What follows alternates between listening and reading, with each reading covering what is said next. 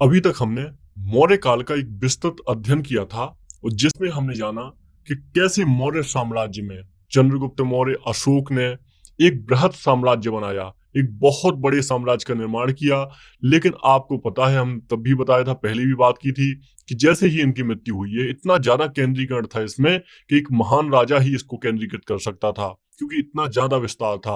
और जैसे ही इनकी मृत्यु हुई, इसके बाद में ये साम्राज्य लगातार छोटा होता गया, क्योंकि लोगों ने विद्रोह करना शुरू कर दिया, छोटे सामंतों ने स्वतंत्र होना शुरू कर दिया। और इसके साथ में जो पश्चिम से, उत्तर पश्चिम से बहुत बड़े आक्रांता भारत पे नजरें गड़ाए बैठे थे, वो आक्रमण नहीं कर पा रहे थे, उनके लिए एक रास्ता मिल गया और इन्होंने सीधे ही भारत पे आक्रमण करना शुरू कर दिया। हालांकि कुछ जो अंदर की राजनीति थी, लोकल पॉलिटिक्स थी, इसने भी असर डाला और इंटरनेशनल पॉलिटिक्स भी यहाँ पे इन्वॉल्व हो गई। और भारत पे केंद्रीकरण ना होने का फायदा उठाकर, भारत पे योग्य शासन ना होने का फायदा उठाकर जो विदेशी थे, इन्होंने भी खूब आक्रमण किए भारत पे। अभी इनकी हम बात करेंगे ये कौन कौन से विदेशी थे। लेकिन आप अभी देख लीजिए अब पोस्ट मौर्यन युग में क्या होता है। पोस्ट मौर्यन यानी उत्तर मौर्योत्तर, मौर्योत्तर काल, मौर्योत्तर काल। आपने देखा कि कैसे 400 से 200 तक, अगर हम थोड़े टाइम पीरियड की बात कर लेते हैं, 1500 से 1000 पूर्व वैदिक काल हमने देखा, बीसी की बात कर रहे हैं यानी ईसा पूर्व की बात कर रहे हैं। 1000 से 600 हमने तक देखा कि किस तरीके से उत्तर वैदिक काल आता है। आप ये टाइम पीरियड समझ लीजिएगा, ये बहुत ज्यादा जरूरी है। अगर ये नहीं आप समझेंगे तो आप वास्तविक रूपरेखा नहीं डिसाइड कर पाएंगे कि आखिर कैसे ये इतिहास आगे बढ़ रहा है। अब फिर 600 से अगर हम लें तो यहाँ पे 400 तक हम देख लेंगे महात्मा बुद्ध का कार्यकाल, काल काल बौद्ध और जैन काल। और इसमें महाजनपद भी शामिल हो जाएगा, ठीक है। और भी अन्य पंथ भी थे इसमें, भागवत धर्म था, शैव धर्म था, आजीवक धर्म था, लेकिन हम मुख्य रूप से बौद्ध और जैन में इसको डिवाइड कर रहे हैं। 400 से 200 तक हमने देखा, 200 बीसी की बात कर रहा हूं, ईसा पूर्व की। हमने मौर्य काल देखा। अब हम 200 से लेके 200 बीसी यानी ईसा पूर्व से 300 एडी तक, यानी ईसा तक, 300 ईसवी तक हम यहाँ पे मौर्योत्तर काल देखेंगे। आप ये टाइमलाइन समझ जाएंगे मेरे समझ से। तो 1500 से हमने शुरुआत की थी, इसके पहले हम हड़प्पा की भी बात कर सकते थे, लेकिन हड़प्पा बहुत पुरानी बात हो जाएगी, 2300 ईसा के पूर्व के आसपास। तो 1500 से 1000, 1000 से 600, 600 से 400, 400 से 200, 200 से 300 ईसा तक की अब हम बात करने वाले हैं, ठीक है। तो आप ये टाइम पीरियड याद रखिएगा, पोस्ट मौर्यन युग का 200 ईसा पूर्व से 300 ईस्वी तक के काल को हम लोग कवर करने वाले हैं इसमें। चलिए कुल मिला के 500 वर्ष हम कवर करेंगे, ठीक है, 500 साल। तो पोस्ट मौर्यन युग की विशेषता क्या है? This period witness the clash and rise fall of the number of smaller kingdom, यानी छोटे जो राज्य थे, इसमें हम इनको उद्गम देखेंगे, इनका विस्तार देखेंगे, इनका खत्म होना देखेंगे। इस काल में हम शुंग, शुंग वंश, सातवाहन और कण्व वंश और भी बहुत सारे नए शासकों को देखेंगे, नए शासन को देखेंगे। इसके अलावा हम बात करेंगे जो फॉरेनर्स थे, जैसे फॉरेनर्स यानी विदेशी राज, इंडो ग्रीक, बैक्टीरियास, ये बैक्टीरिया अफगानिस्तान में हुआ करते थे, शक, कुषाण और पार्थियन, इन सब के बारे में हम बहुत अच्छे से समझेंगे अपने इस लेक्चर में। तो आइए, जैसे कि आपको पता है, हमारी शुरुआत में करते हैं कि आखिर हमको पता कैसे चलता है इस काल का। इस काल का हमको पता कैसे चलता है कि यहाँ पे कौन कौन से शासक हुआ करते थे। इसके लिए सोर्स की बात कर लेते, तो पहली बात कर लेते कौन कौन से राज्य थे। तो इसमें हमने अभी अभी बात की शुंग, शुंग वंश की हम बात करेंगे, क्योंकि आपको एक डेट जाननी बहुत जरूरी होती है। फिर हम कण्व की बात करेंगे, कण्व, फिर हम सातवाहन की बात करेंगे, और हम इसमें इसमें हम बात करेंगे चेदी वंश की। और हम अगर जो विदेशी आक्रांता इनकी बात करें तो हम इंडो ग्रीक की बात करेंगे।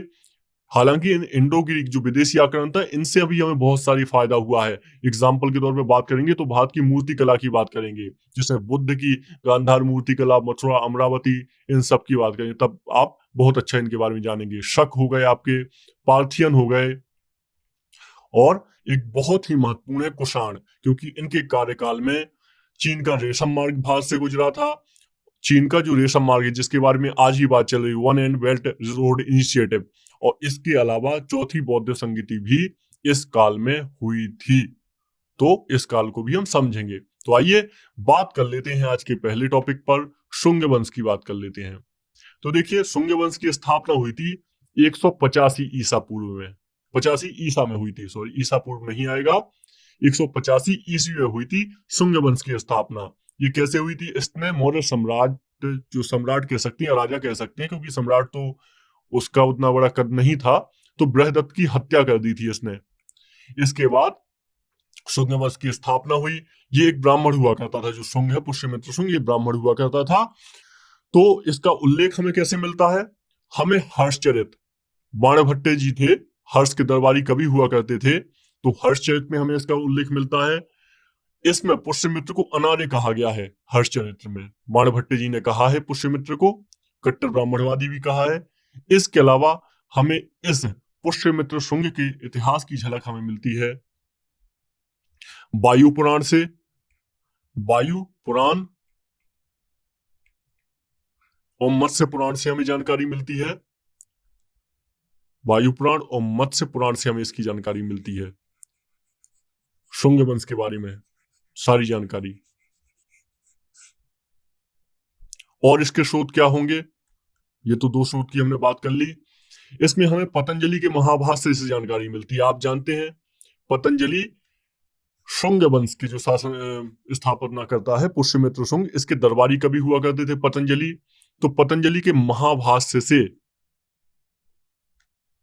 पतंजलि के महाभाष्य से भी जानकारी मिलती है, ये भी याद रखिएगा। और इसके अलावा आपका हो जाएगा गार्गी संहिता। तो ये साहित्य के स्रोत ना बहुत ही ज्यादा महत्वपूर्ण है, याद रखिएगा। मालविकाग्निमित्रम, क्योंकि इसमें एक अग्निमित्र नाम के, मालविकाग्निमित्रम, अग्निमित्र कालिदास जी का नाटक है, जिसमें अग्निमित्र नाम का एक कैरेक्टर मिलता है, और इसमें माना जाता है शुंग काल का कैरेक्टर है। दिव्यावदान हो जाएगा, और भी बहुत सारे ग्रंथ हो जाएंगे। जैसे एक आपका अभिलेख भी है, अयोध्या अभिलेख, अयोध्या अभिलेख, तो इसमें भी जिक्र मिलता है पुष्यमित्र शुंग का, पुष्यमित्र शुंग का। इसने को किसने लिखवाया था? पुष्यमित्र शुंग के बेटे धनदेव ने लिखवाया था इसको, धनदेव ने लिखवाया हुआ था अयोध्या अभिलेख। और इसमें पुष्यमित्र द्वारा अश्वमेध यज्ञ करवाए जाने की चर्चा मिलती है, अश्वमेध यज्ञ, 2 अश्वमेध की चर्चा मिलती है। इसके अलावा एक बेसनगर का अभिलेख है, ये विदिशा के पास पड़ेगा, बहुत ही इंपॉर्टेंट साइट है। तो बेसनगर का अभिलेख ये मिलेगा। तो यहाँ पे हेलियोडोरस ने लिखवाया है, ये हेलियोडोरस। तो ये कुल मिला के अगर बात की जाए तो जो उत्तर मौर्य काल है, पोस्ट मौर्यन पीरियड है, तो इसकी ये स्रोत है। इससे हमें पता चलता है कि आखिर वहां पे क्या चलता था। इसके अलावा आप एरन अभिलेख भी ले सकते हैं, हालांकि इसमें गुप्त काल की ज्यादा जानकारी है। तो ये आपके सारे स्रोत हो गए, जिनसे हमें पता चलेगा, साक्ष्य हो गए कि उस काल में क्या क्या हुआ था और क्या क्या हमें समझने की आवश्यकता है। तो हमने देखा, अपने साहित्यिक साक्ष्यों के बारे में देखा। अब हम देखते हैं पुष्यमित्र शुंग के बारे में। तो पुष्यमित्र शुंग को माना जाता है, थोड़ी सी इसके बारे में जब बात करनी इसलिए जरूरी है क्योंकि बौद्ध विरोधी था। लेकिन आज जो नए ग्रंथ आ चुके हैं, नई रिसर्च हो चुकी है, उसके आधार पे ऐसा कहना गलत होगा। और इसने तो भरहुत स्तूप भी बनवाया था। ये भरहुत स्तूप आपको मध्य प्रदेश में मिलेगा। तो एक भरहुत स्तूप भी बनाने का श्रेय पुष्यमित्र को जाता है। तो ये चीज गलत निकल आती है। इसके विजय अभियानों की अगर हम बात करें तो इसने कई विदेशी शक्तियां जो थी, आक्रमणकारी शक्तियां, इनको पराजित किया था। इसके अलावा मगध साम्राज्य को भी इसने, जो बृहदत्त के समय पे छीण हो गया था, इसको इसने इकट्ठा किया और बाकायदा इसको संभाला फिर से। और हालांकि इसने बहुत ज्यादा सीमा नहीं बढ़ाई, लेकिन फिर भी काफी बड़ी चीज है। जैसे इसने विदर्भ, जो बरार रीजन है, तो जो मध्य प्रदेश है, इसके नीचे महाराष्ट्र के आसपास पाएगा, इसकी विजय की थी इसने, बरार की इसने विजय की। और भी बहुत सारे ऐसे ही छोटे मोटे क्षेत्र जीते। तो ये था हमारा पुष्यमित्र। आइए अब चलते हैं आगे इसके। तो पुष्यमित्र के काल में मगध द्वारा विदर्भ विजय की गई। इसका विजय का श्रेय जाता है अग्निमित्र को। अग्निमित्र ये इसका बेटा हुआ करता था, पुत्र हुआ करता था। और अग्निमित्र के बारे में जानकारी कहां से मिलती है? मालविकाग्निमित्रम। मालविकाग्निमित्रम ये कालिदास का लिखा हुआ एक महाकाव्य है, जो अग्निमित्र की प्रेम कहानी पर आधारित है, मित्रम। ठीक है, याद रखिएगा। इसके बाद में इसका ये उत्तराधिकारी भी बना। इसके काल में अगर हम कला की बात करें, पुष्यमित्र के काल में जो सबसे ज्यादा महत्वपूर्ण चीज है, क्योंकि कला इस समय काफी उत्थान पे चल रही थी, धर्म का उत्थान हो रहा था लगातार, धर्म में विविधता आ रही थी, हिंदू धर्म संरचना ले रहा था, तो इसलिए ये काल बहुत ज्यादा महत्वपूर्ण है। तो विदिशा का गरुड़ स्तंभ, विदिशा में आप जाएंगे मध्य प्रदेश में, तो इसमें गरुड़ स्तंभ की स्थापना हुई इस काल में। और इस काल में आपका ये चैत्य एवं विहार बहुत सारे बने, जिसमें भाजा का चैत्र विहार, कार्ले, ये सब बहुत ही ज्यादा महत्वपूर्ण है। मथुरा में अनेक अच्छे शिक्षिकाओं की मूर्तियां बनी, तो ये सब इस काल की ही कला थी। तो इन्होंने और अगर इनकी हम कला की एक विशेषता समझे तो इनकी कला लौकिक जीवन से ज्यादा संबंधित थी, लौकिक जीवन। ठीक है, ये आप याद रखिएगा। चलिए आगे बात करते हैं एक और नए वंश की। आगे अब हम बात करते हैं एक नए वंश की। अब हम कण्व वंश पे बात करते हैं। कण्व वंश एक बहुत ही मतलब पुष्यमित्र शुंग के बाद, शुंग वंश के बाद नया एक वंश था। इसकी अगर हम बात करें तो इसकी टाइम पीरियड की, तो 75 ईसा पूर्व में इसकी शुरुआत हुई और 30 ईसा पूर्व तक ये वंश रहा। 30 ईसा पूर्व तक। इसका संस्थापक कौन था? इसका संस्थापक का नाम था वसुदेव। इसको कहीं कहीं पे वासुदेव भी कहा जाता है। ये शुंग वंश का जो अंतिम सम्राट था ना, देवभूति, देवभूति नाम का एक सम्राट हुआ था, उसकी इसने हत्या कर दी और आखिरकार इसने कण्व वंश की नींव रखी मगध में। ठीक है, कण्व वंश की नींव रख ली। और इसकी में जानकारी कहां से मिलती है? हर्षचंद्र से जानकारी मिलती है, बाणभट्ट के द्वारा लिखित। तो बाणभट्ट जी थे, इन्होंने 2 कृतियां लिखी थी, एक हर्षचरित थी जिनमें से, और एक था कादम्बरी। तो हर्षचरित बहुत ही महत्वपूर्ण कृति है। हालांकि हर्ष ने भी 3 कृतियां लिखी हुई हैं, जिसमें से बहुत, जब हर्ष की बात करेंगे तभी बात करेंगे उनके बारे में। तो इन्होंने 2 कृतियां लिखी थी बाणभट्ट जी, हर्षचरित और कादम्बरी, याद रखिएगा। चलिए, तो देवभूति हो गया, ये देवभूति की हत्या कर दी थी वसुदेव ने। तो ये हमारा कण्व वंश हो गया। कण्व वंश के बारे में इससे ज्यादा हमें जानने की जरूरत नहीं है। आगे बढ़ते हैं, थोड़ा और बात कर लेते हैं सातवाहन वंश की। ये बहुत ज्यादा महत्वपूर्ण वंश है सातवाहन, क्योंकि उत्तर मौर्य काल का सातवाहन ऐसा माना जाता है एक ब्राह्मण वंश था। तो इसकी स्थापना कब से? 30 ईसा पूर्व से मानी जाती है। और कब तक मानी जाती है? 250 ईस्वी तक। 250 ईस्वी तक इसकी स्थापना मानी जाती है। तो इसको समझिएगा, सातवाहन वंश को।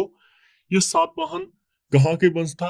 ये आंध्र प्रदेश और जो विदर्भ और दक्कन का रीजन है ना, इसमें हुआ करता था। दक्कन के रीजन में, दक्कन आप जानते हैं कहाँ पे है? जैसे ये आपका भारत हुआ, ये आपका प्रायद्वीपीय भारत हो गया। तो ये वाला जो क्षेत्र है इसको दक्कन माना जाता है, जो बीच का क्षेत्र है। यहाँ पे मालवा का पठार हो जाएगा, ये आपका पश्चिमी घाट और पूर्वी घाट हो जाएंगे। इसको बोलते हैं दक्कन, दक्कन का पठार, दक्कन का क्षेत्र। ठीक है, तो ये अब जो आंध्र प्रदेश और महाराष्ट्र जो एरिया है, इन सब में आंध्र प्रदेश के पास सातवाहन वंश का शासन हुआ करता था। इसकी स्थापना सिमुक नाम के व्यक्ति ने की थी, सिमुक नाम के व्यक्ति ने की थी। और ये बहुत ही महत्वपूर्ण वंश है, क्योंकि इसको मात्र सत्तात्मक माना जाता है। इसका हमें कैसे पता चलता है सत्तात्मक? क्योंकि आप देखेंगे इसमें कुछ राजाओं के नाम देखेंगे, गौतमी पुत्र सतकर्णी, गौतमी पुत्र सतकर्णी। तो इस तरीके से हमें पता चलता है। इसके अलावा स्त्रियों का इसके राज्य की संरचना में भी काफी योगदान था, इसलिए ऐसा माना जाता है। ठीक है, याद रखिएगा। अगर हम इनकी भाषा की बात करें तो ये प्राकृत भाषा में, प्राकृत भाषा जानते थे और इनकी ब्राह्मी लिपि यूज करते थे। ब्राह्मी लिपि आप जानते हैं, ब्राह्मी लिपि हमने पढ़ी है अशोक के समय में। ठीक है, ये प्राकृत भाषा ब्राह्मी लिपि थी इनकी। और इनके हमें बहुत सारे सिक्के भी प्राप्त होते हैं। इसके कुछ स्रोत की बात कर लें अगर, तो हम तो इनके स्रोत की बात करें, स्रोत की बात करना बहुत ज्यादा महत्वपूर्ण होता है। वो इसलिए क्योंकि इससे आपके एग्जाम में क्वेश्चन बनते हैं। तो नासिक में के गुहा लेख, इसके लिए इनका इनके बारे में मिलती है जानकारी। गुहा लेख मतलब गुफा में लेख मिले हुए हैं नासिक में इनके। ठीक है, याद रखिएगा। और इसके अलावा इसमें कारले गुहा लेख भी मिला हुआ है, कारले गुहा लेख। तो इस तरीके से कुछ गुहा लेख मिले हुए हैं इनके शासनकाल के, ये आपके लिए बहुत ज्यादा महत्वपूर्ण है। और इनके कुछ शासकों की बात कर लें अगर हम, तो इनके शासकों की अगर हम बात कर लें तो इसमें शासक हो जाएंगे इसके सतकर्णी प्रथम, काफी महत्वपूर्ण शासक है सतकर्णी प्रथम। और इसमें आपका गौतमीपुत्र सतकर्णी हो जाएगा। गौतमीपुत्र सतकर्णी ये काफी महत्वपूर्ण शासक है, पता है क्यों? क्योंकि इसने जो विदेशी आक्रमणकारी थे इनको हराया था। इसने एक नहपान नाम का शासक था, नहपान नाम का, और शक शासक था ये, तो इसको हराया था, इससे आजाद करवाया था। इसके ऊपर एक फिल्म भी बन चुकी है बाकायदा साउथ में, तो नहपान को इसने हराया था। तो काफी महत्वपूर्ण शासक है। हालांकि सभी ने जितने भी शासक हैं तो सभी ने रक्षा की है भारत की विदेशियों से, लेकिन इसने भी काफी काम किया है, इसका भी काफी महत्वपूर्ण योगदान है। ठीक है, याद रखिएगा। इसके अलावा अगर हम कुछ और बात करें, हाल नाम का एक शासक हुआ है, इसने गाथा गाथा सप्तशती की रचना की है। इसमें हमें इस काल की जानकारी प्राप्त होती है कि ये काल आखिर कैसा हुआ करता था, जो पोस्ट मौर्यन में आपका सातवाहन वंश है। तो ये कुछ महत्वपूर्ण है। एक इसमें राजा का नाम है, एक और वशिष्ठी पुत्र। ये देख रहे हैं आप किस तरीके से महिलाओं के नाम, ये हमें ऐसा लग रहा है जैसे महिलाओं के नाम हो। तो वशिष्ठी पुत्र पुलवामी, वशिष्ठी पुत्र पुलवामी, ये भी एक महत्वपूर्ण राजा है। 130 से 154 ईसा तक रहे हैं। तो ये कुछ सातवाहन काल के राजा थे, इनके बारे में हमने देख लिया। अगर इनकी कुछ हम प्रशासनिक संरचना के बारे में देखें तो इनकी प्रशासनिक संरचना और तीन श्रेणियों में के सामान इनके में पाए जाते थे। और जिला को आहार कहा जाता था। आहार, ये जिला नाम की संरचना हुआ करती थी। इनके सबसे बड़े अधिकारी को अमात्य महामात्य कहा जाता था। ठीक है, और ग्रामीण क्षेत्रों के प्रशासकों को गोलमिक कहा जाता था, गोलमिक। ठीक है, ये आप याद रख लीजिएगा। इस काल की मुद्रा बहुत ज्यादा महत्वपूर्ण है। क्यों? क्योंकि इसमें एग्जाम से सीधे प्रश्न पूछे जाते हैं। क्योंकि जो मुद्रा बनी है ना भारत में, आप किसी भी रीजन के देख लीजिए, वहां पे जैसी धातुएं पाई गई हैं उसके आधार पर मुद्राएं बनी गई हैं। तो इनके काल में एक शीशे के सिक्के चले थे। शीशे यानी लेड बोलते हैं इसको। तो लेड के सिक्के चले थे, तो ये बहुत ज्यादा महत्वपूर्ण रहे थे। इसके अलावा चांदी एवं तांबे के सिक्के भी इनके काल में चले थे, जिनको कासारपण बोला जाता था, कासारपण। ठीक है, याद रखिए, कासारपण बोला जाता था। सोने की मुद्रा को स्वर्ण कहा जाता था। ठीक है, ये चांदी और तांबे की मुद्रा के नाम था, तांबे। चलिए, ये याद रखिएगा आप।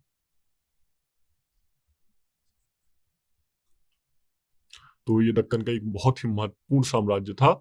हालांकि ये ऐसा माना जाता है दक्कन में कबीलाई लोग थे जिनको बाद में ब्राह्मण बना दिया गया था, तो ब्राह्मण वंशीय शासन था, ऐसे मान लीजिए आप। ठीक है, चलें आगे बढ़ते हैं।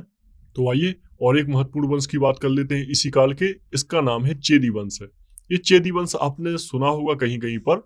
एक चेदी महाजनपद भी सुना होगा आपने, एक महाजनपद का नाम भी सुना होगा चेदी, जिसकी राजधानी बुंदेलखंड खजुराहो मानी जाती है। हालांकि ये चेदी वंश है और ये आप उड़ीसा के आसपास का ये वंश था। इसमें आपने सुना होगा खारवेल का नाम। तो खारवेल का हाथी गुम्फा अभिलेख आपने सुना होगा, जिससे हाथी गुम्फा अभिलेख का नाम है। इससे हमें जानकारी मिलती है ऐसे खारवेल नाम के गुम्फा।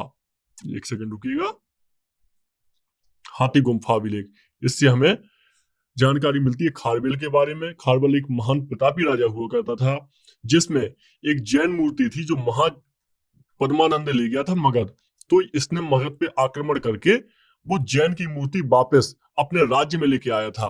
तो इसलिए इसको एक महत्वपूर्ण व्यक्ति माना जाता है। हालांकि इस वंश की स्थापना महामेघवाहन नाम के एक व्यक्ति के द्वारा मानी जाती है। आपके लिए महत्वपूर्ण नहीं है मेघवाहन, आपके लिए जो महत्वपूर्ण है यही है खारवेल। हाथी गुम्फा अभिलेख इंपॉर्टेंट है क्योंकि यहां से सीधे प्रश्न बनते हैं एग्जाम में। ठीक है, तो आखिरकार हमने मौर्य काल के जो भी पोस्ट मौर्य काल के जो उत्तर मौर्य काल है इसके भारतीय राजाओं की बात की। तो हमने यहां तक ये समझा कि कैसे मौर्य काल में जो एक महान साम्राज्य था ये कई खंडों में बट गया, कई सारे राजाओं में बट गया। यहाँ पे सातवाहनों को कब्जा कर लिया, पुष्यमित्र, बाद में कण्व वंश आ गया। और कैसे उत्तर पश्चिम से जो बहुत सारे राजा थे इन्होंने आक्रमण करना शुरू कर दिया। आप देखेंगे यहाँ पे साउथ दक्षिण, बिल्कुल दक्षिण में यहाँ पे संगम साम्राज्य पनप गया। तो इस तरीके से भारत में कैसे आ जाने लगे। अब बात करते हैं जो आप हमारे विदेशी आक्रमणकारी थे इनके बारे में। तो आइए अब बात करते हैं जो विदेशी शासक भारत में आए। भारत के उत्तर पश्चिम से जो विदेशी शासक आए इनके बारे में जानते हैं। ये कौन कौन से शासक हुआ करते थे, क्योंकि आप जानते हैं मौर्य साम्राज्य के पहले सिकंदर जब मकदूनिया का शासक सिकंदर जब भारत आया, ये खैबर दर्रे से होके आया था। तो इसके आने के साथ बहुत सारे मार्ग खुल गए थे यूरोप से लेके भारत तक के। तो यूरोप महाद्वीप है, यहाँ से भारत तक के बहुत सारे मार्ग खुल गए। इससे जो और भी यहाँ पे जो शासक हुआ करते थे, तो उन लोगों का ध्यान आकर्षित हुआ भारत की तरफ और आखिरकार उन्होंने भारत पे आक्रमण किया। इसी में हम देखते हैं सबसे पहले आते हैं आपके हिंद यूनान। जो भारत में सबसे पहले आक्रमण करने आते हैं, ये हिंद यूनान आते हैं। हालांकि इनमें से अधिकतर शासक जो भी आए भारत देश में, ये भारत में ही रच बस गए और यहीं के होके रह गए, क्योंकि यहाँ से इनका बाहर जाने का मन ही नहीं हुआ। तो हिंद यूनान आते हैं सबसे पहले, और हिंद यूनान यहाँ पे काफी सारे शासक आते हैं, और इसमें से एक यहाँ पे शासक था मिनांडर। मिनांडर आपने एक नागसेन और मिनांडर के बारे में एक ग्रंथ भी पढ़ा होगा, जिसमें मिलिंद पन्हु का नाम सुना होगा आपने। ये इसी मिनांडर के बारे में, मिलिंद पन्हु, जिसमें एक बौद्ध भिक्षुक और मिलिंद मिनांडर के बीच संवाद की कहानी कही गई है। तो ये एक बहुत ही प्रसिद्ध शासक है, जो आपका 165 ईस्वी, जो 165 से 145 ईसा पूर्व हुआ करता था।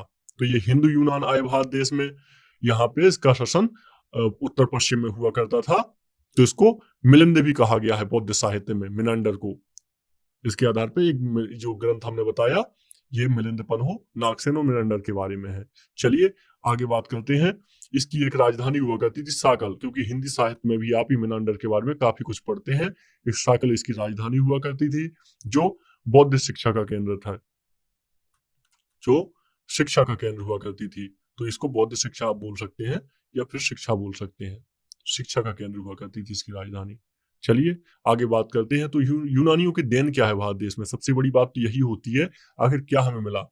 तो राजत्व का सिद्धांत हमको मिला। राजत्व का देवीय सिद्धांत, यानी जो राजा होता है ये देवता की तरह होता है, इसी की इच्छा सब कुछ होती है।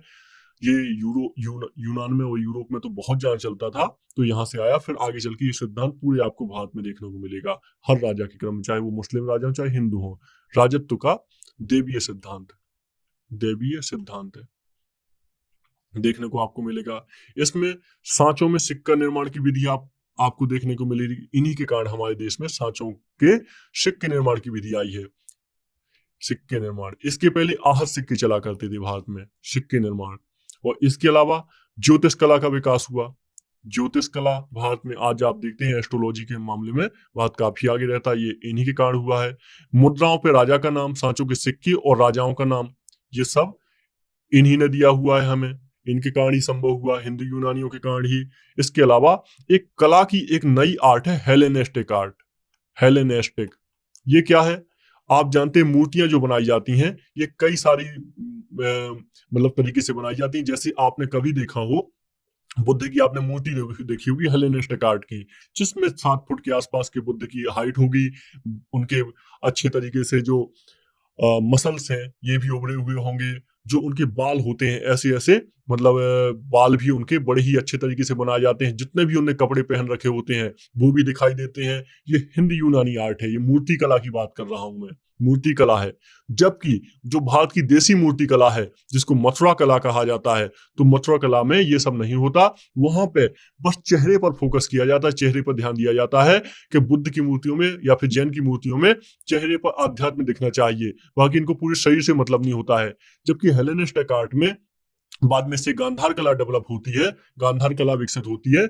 इसमें पूरे शरीर पर सौष्ठव पर बल दिया जाता है, ताकि पूरा शरीर तगड़ा दिखाई दे, आंखें दिखाई दे, एक एक बाल दिखाई दे शरीर का, इन सब में फोकस किया जाता है। तो ये जो हेलेनिस्टिक आर्ट है, ये भी ये लेके आए थे, जिसने भारत में आगे चल के बहुत सारी मूर्तियां में योगदान दिया। आइए इसके बारे में बात करते हैं हम दूसरे नंबर पर शकों की, क्योंकि ये भी बहुत महत्वपूर्ण है। इनकी कई सारी शाखाएं हुआ करती थी, जिनको क्षत्रप कहा जाता था।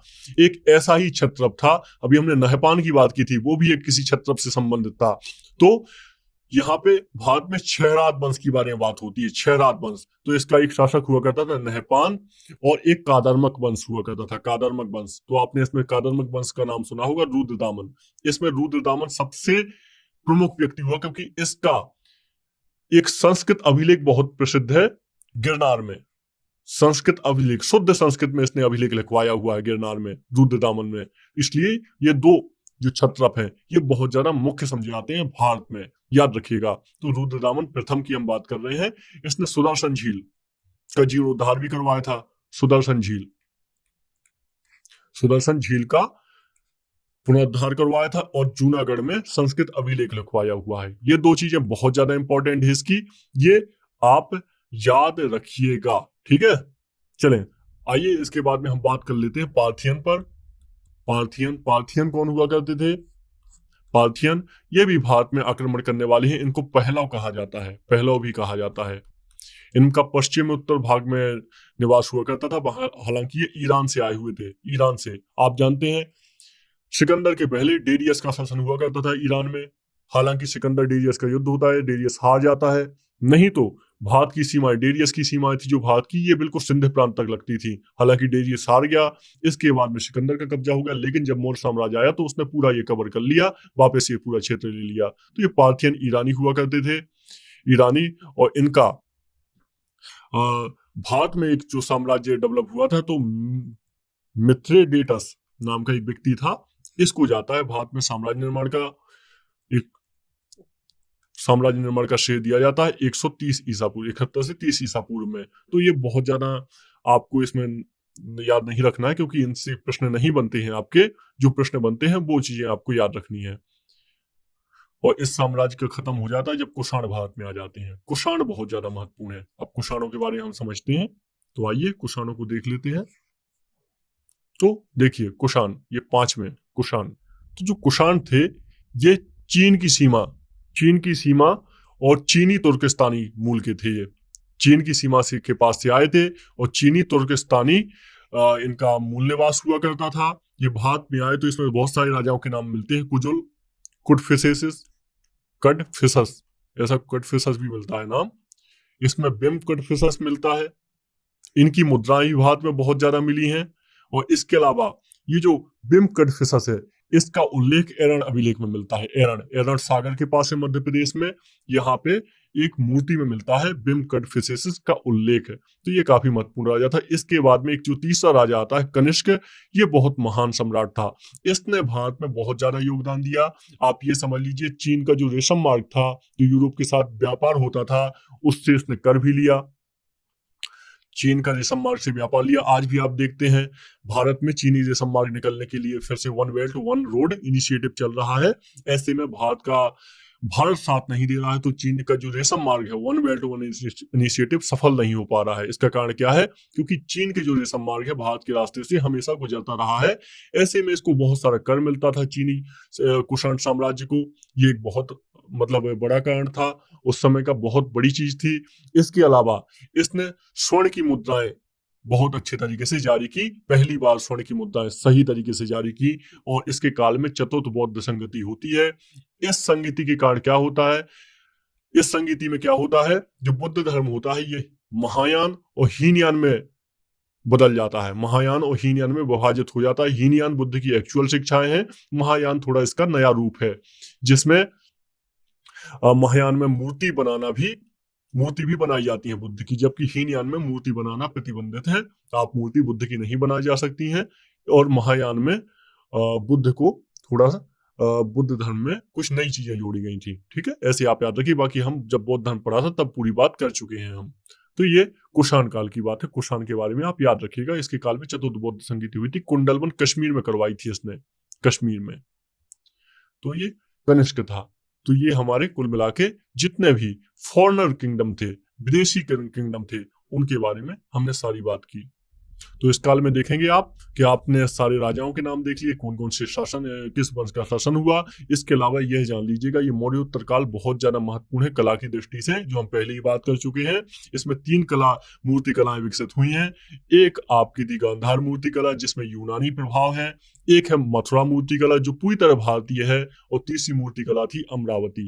ये अमरावती क्या कला थी? ये अमरावती गांधार और मथुरा कला का मिक्स है, मिश्रण है। मथुरा मूर्ति कला अधिकतर आपको बलुआ पत्थर पर मिलेंगी, जबकि यह मूर्तियां आपको अलग अलग पत्थरों पे देखने को मिलती हैं। और अमरावती आपको सफेद संगमरमर पे लगभग देखने को मिलती है। तो बलुआ पत्थर पे ये पूरी तरह भारतीय है। इसमें चेहरे पर ज्यादा फोकस किया जाता है, जहाँ ध्यान दिया जाता है ताकि इसमें आध्यात्मिकता दिखे, जबकि गांधार में पूरे शरीर सौष्ठव पर बल दिया जाता है, अमरावती में दोनों ही आपको चीजें देखने को मिलेंगी। तो इस काल की अद्वितीय विशेषता थी ये मूर्ति कला का निर्माण। इसके अलावा धर्म क्षेत्र में भी बहुत सारी चीजें आती हैं। उदाहरण के तौर पर बहुत सारे जो बहुत सारे वैदिक लोगों के देवता थे वो जनजातीय देवता थे, इनका सबका मिश्रण हुआ और नए नए देवताओं का नए नए देवता भारत में आए।